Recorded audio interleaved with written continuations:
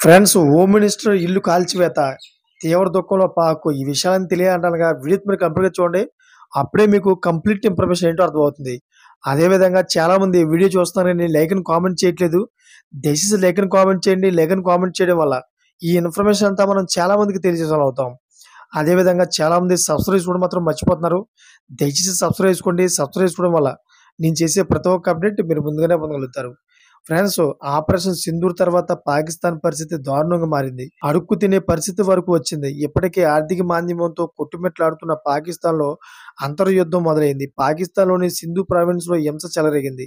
సింధు హోంమంత్రి జియా ఉల్ హసన్ ఇంటిపై ఆందోళనకారులు దాడి చేసి తగలబెట్టేశారు. నీటి వివాదంలో నిరసనలు ఉధృతంగా మారాయి.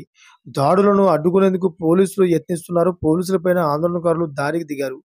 పోలీసుల కాల్పులో ఇద్దరు ఆందోళనకారులు మృతి చెందారు. పోలీసులపై ఆందోళనకారులు రాళ్లు రువ్వారు. దీంతో ఆందోళనకారులపై పోలీసులు బాష్పవాయువు ప్రయోగిస్తున్నారు. హోంమంత్రి లాంజర్ నివాసంపై జరిగిన దాడిని Pakistan Peoples Party chairman Bilawal Bhutto Zardari తీవ్రంగా ఖండించారు. దీనిని ఉగ్రవాద చర్యగా అభివర్ణించారు. అంతేకాకుండా ఈ దాడి ఉగ్రవాదంతో సమానమని, నిరసనల వెనక దాక్కున్న వారి దురుద్దేశాలు ఇప్పుడు బయటపడుతున్నాయని అన్నారు. అంటే దీన్ని బట్టి చూస్తే పాకిస్తాన్ ఎంత ఘోరమైన స్థితిలో ఉందో మీకు అర్థమవుతుంది. చూసారా ఫ్రెండ్స్? ఇటువంటి లేటెస్ట్ అప్డేట్స్ కోసం ఛానెల్ సబ్స్క్రైబ్ చేసుకోండి. గంట పైన ఆన్‌లో పెట్టుకోండి. Thanks for watching friends.